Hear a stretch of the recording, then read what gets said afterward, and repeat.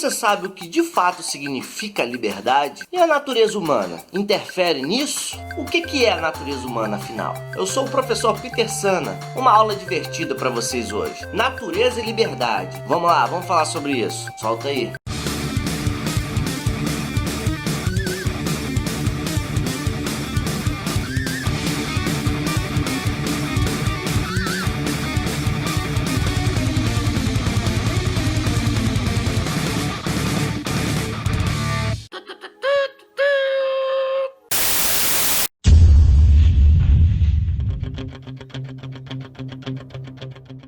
Croquete, gravando.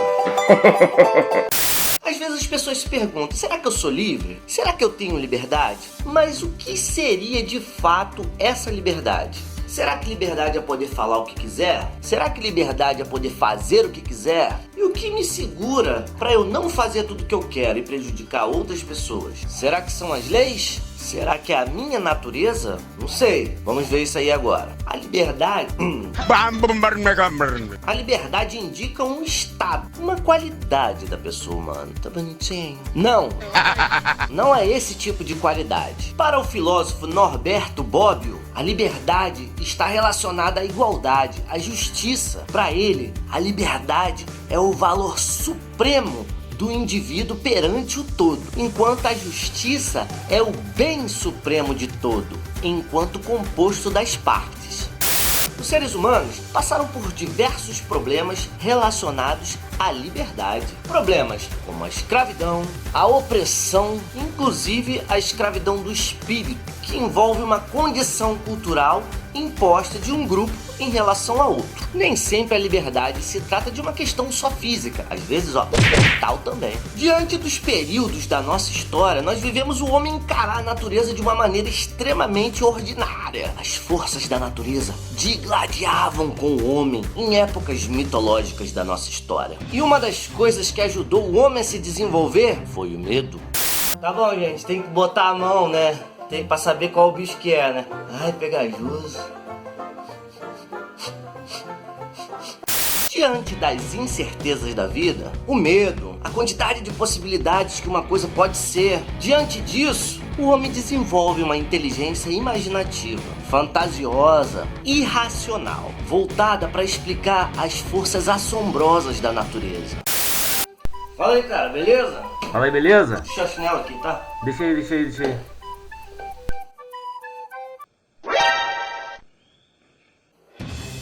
Caraca, o cara deixou o chinelo assim, ó. Toma, vai morrer, cara. Desvira esse chinelo aí.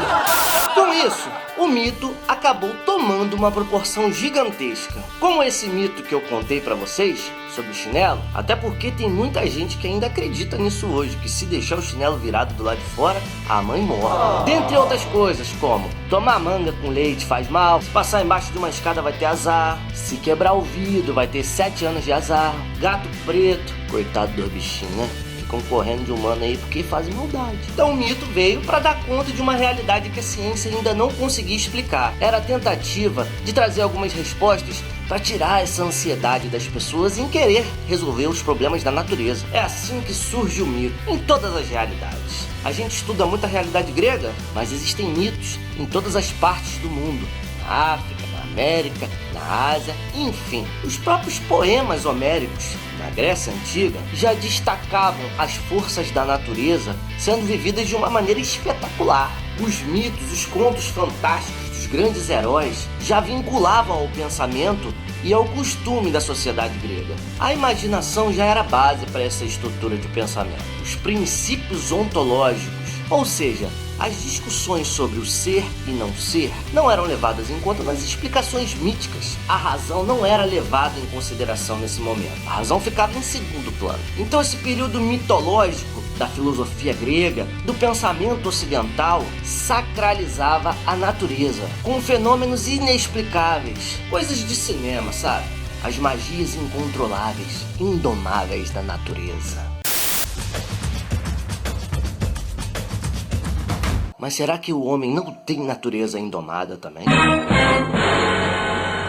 O elemento sagrado é uma das coisas mais importantes desse período grego mitológico. A liberdade nesse momento não é tão questionada porque o homem aceita o poder da natureza para si mesmo. Ele se ajoelha diante dessa situação, ele se conforma, ele reverencia as posições naturais do mundo e entendem que essas forças sobrenaturais de seres mitológicos imperam sobre sua vida com total controle. Os gregos, inclusive, nos fornecem uma literatura maravilhosa desse período mitológico, desses contos maravilhosos que nos mostram um pouco do pensamento deles naquela época. Nesse momento, a gente tem o nascimento da filosofia. Mas uma coisa inusitada acontece: a razão e os mitos, o mito e a filosofia, eles se embaralham de uma maneira que conseguem viver harmoniosamente.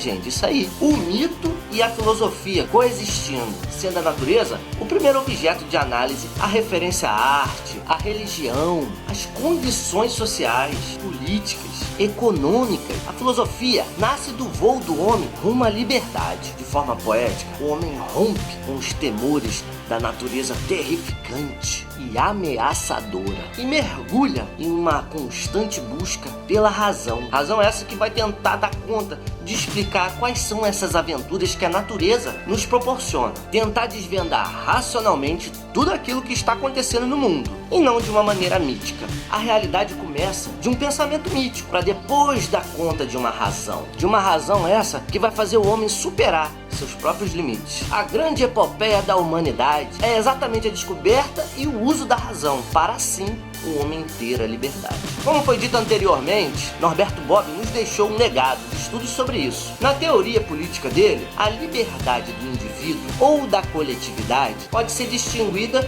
com base em diferentes sujeitos históricos, que é portador de uma e de outra. Ele usa o termo liberdade negativa para o indivíduo e liberdade positiva para a coletividade, ou autodeterminação. Vamos falar um pouquinho sobre a antiguidade. E na antiguidade existe uma forma de pensar a natureza, de pensar a liberdade. Ao contrário dos naturalistas, que sempre se concentraram no termo physis, que significa física, natureza, Sócrates foi o divisor de águas. Ele passou a pensar nos dilemas humanos, na liberdade, na razão, no amor, na vida, no pensamento, e não em como o mundo passou a ser mundo através das grandes explosões de partículas. Sócrates queria atingir a essência humana, ou seja, a alma. Sócrates tinha interpretado a questão da liberdade humana considerando um domínio da razão sobre a animalidade humana. Ou seja, você se controla para não matar um. O homem livre é aquele que tem o controle de si mesmo, que sabe controlar as suas paixões.